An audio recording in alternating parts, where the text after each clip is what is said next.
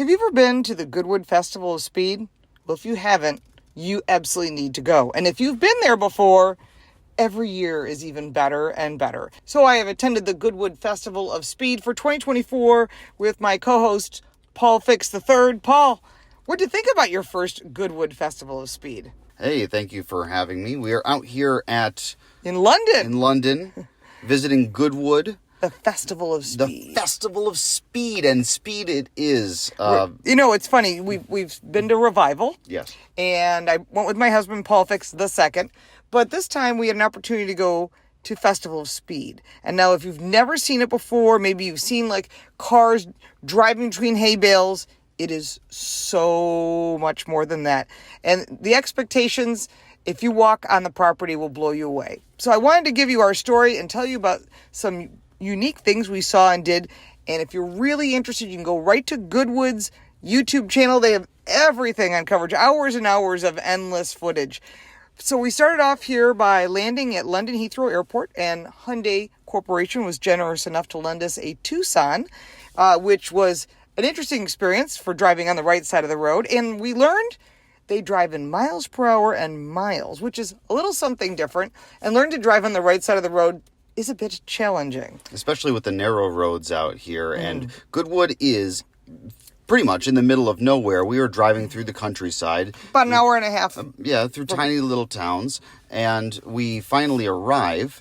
And the place is covered in supercars and classic cars and antiques. It's amazing. Tents everywhere. Every single manufacturer has showed up. I would say. Just about. Ford was there. GM was not this year, although they have in the past. We saw Honda. We saw Toyota. No Nissan this year. We saw Jaguar, Land Rover, Bentley, of course, Lamborghini, Ferrari. You had Rimac. You had Koenigsegg. Every supercar brand Pagani. was present. Yeah, yes. It was amazing. And they were all vying to see who could do the fastest run on this property that is called Goodwood. It's acres and acres, and there's a racetrack on it and a golf course. In this case, they do a hill climb. And they close off a public road, and they start at the Goodwood Hotel. They run past the famous Goodwood House, and I believe the whole property is owned by the Duke of... I don't remember. It's a Duke, and they showed up, and they really enjoy the festivities, and they go every year. A lot of celebrities too. There was Gordon Lots. Ramsay, beyond the non-car celebrities, but car celebrities. Lots. Max Verstappen, Checo was there. We had David Coulthard. Yep. We had a lot of drivers. Juan Pablo Montoya. Yes, we had Alex Albon was there. Logan Sargent was there from Williams. Right. Jackie Ickx was there. Right. Famous historic driver. With Genesis. He was driving a Genesis vehicle, which was pretty cool. Genesis had their performance car there, by the way. Really awesome. We saw it at the New York Auto Show 2 years ago, and they brought it again to this year's New York Auto Show to give us a bigger sneak peek. But now we are 100% sure that Genesis, which is the luxury line for Hyundai, is going to be producing a performance line called Magma.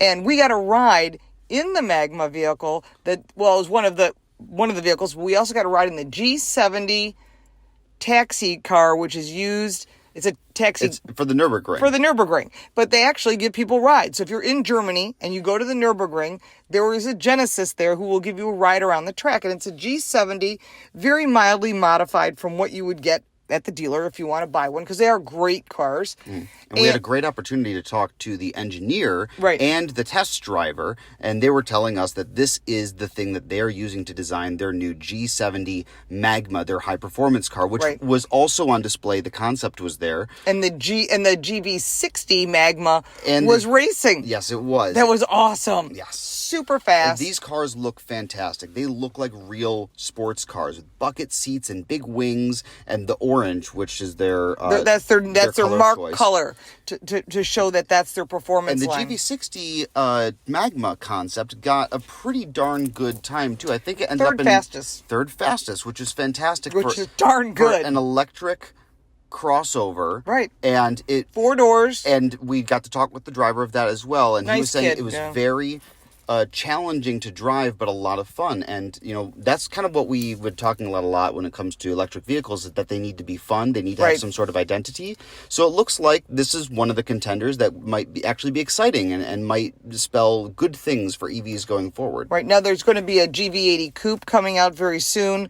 That was also on display. But there's going to be a GV80 Coupe Magma, which will be gasoline. It'll be a hybrid. So that's something that they're starting to look at, is what vehicles make sense to go hybrid, which ones make sense to go electric. And they're going to have the full lineup.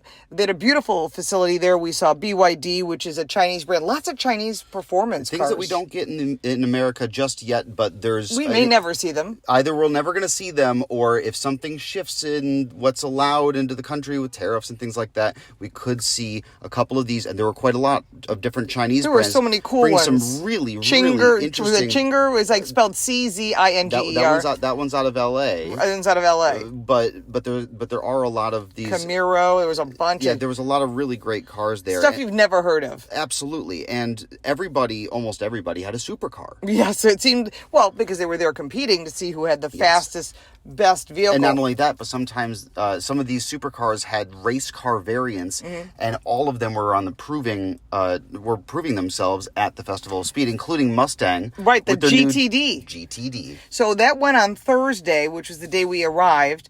It did its first run ever on the track. Looked a little different from the vehicle that we've seen, that we've covered before. Bigger vents in the arches, a little wicker on the back of the wing, but a lot of different aero pieces put on it. So I don't think they decided not to race it. They're going to race it next year. Not officially on the timing, but they did run it a couple of times. And if you go to the Goodwood site, or if you even just look online, look at GTD. Yeah, you'll see Goodwood a lot of Festival videos. of Speed. Yeah, spinning up the tires, tons of smoke, and it ripping down the racetrack. It was pretty impressive. And they're taking it to the Nürburgring, which again is the famous track in Germany. I've been on it. It's really an impressive track. And it's almost impossible to memorize. Difficult to drive, even just to keep it on the road and then try to memorize the whole thing. It's miles and miles long. But as far as the event itself, beyond that, there was a lot of celebrations. One of them was MG. Yes. The famous 100 years. 100 years, famous British brand. Tons of fireworks showcasing the vehicle. Now, if you've seen Festival of Speed, they call it FOS. There is a big arch, like a circle, right in front of the Goodwood house. Right, and it has like... It looks like a Ferris wheel. It's this big art piece, and they put an different original car MG on the one side, and they put the brand new electric MG, this another Chinese brand that we might not see in America. Right, SAIC owns them, on the other side, and it was kind of how you were able to navigate. It was so large, you could see it across the field. Oh, absolutely. And that was kind of a neat thing, because... they did a whole celebration with drummers and fireworks. But beyond that, if you're an F1 fan, Adrian Newey was there, and he showcased his newest street car. And even though he's leaving Red Bull, he had to show us this car. Yeah, so we were very, very lucky to be standing exactly in the right spot during a spout of rain. Yeah. And we were waiting, and all of a sudden... Underneath the tent. And Adrian Newey, Chief Design Officer for Red Bull, comes out and does an interview with Goodwood themselves. Right, mind you, he's also the World Car Person of the Year from last year. Yes, he was. So that was pretty impressive. He's leaving Red Bull. And he's going to another brand. Yes, but before he did, he announced this RB17 car. It's supposed to be... he just helped design a car for Aston Martin when Red Bull was working with Aston Martin to make a supercar that was not road legal, called the Valkyrie. And that thing is an absolute track weapon. Oh, yeah. And so then he comes out with this, and he says...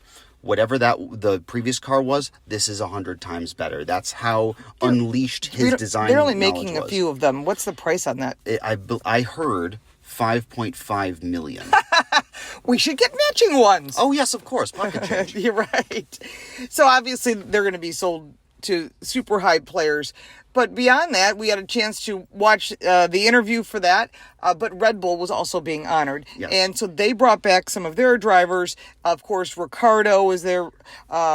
In addition to that, It was 20-year celebration. 20 years. 20 years, which it feels like Red Bull's been around for a lot longer, especially because of how prevalent they are in motorsports. They're in every single form of motorsports, plus they're doing rock climbing and parkour and the silly races and all sorts of stuff. They've been in... Drifting. They're so entrenched in motorsports, and it's only been 20 years. They've made a massive impact, and they brought a huge collection of their Formula One vehicles and drivers. And a drift car and off-road cars. Mark Webber, because they were Jaguar, and then they became Red Bull. Yep. So Mark Webber, who I saw race when it was a Jaguar at Melbourne, but he was there. David Coulthard was there. Checo, Max Verstappen, Ricardo, of course. And of course, Christian Horner and Adrian Newey. Right. Christian Horner's been there since the beginning. He's basically the general manager or the president of Red Bull Racing.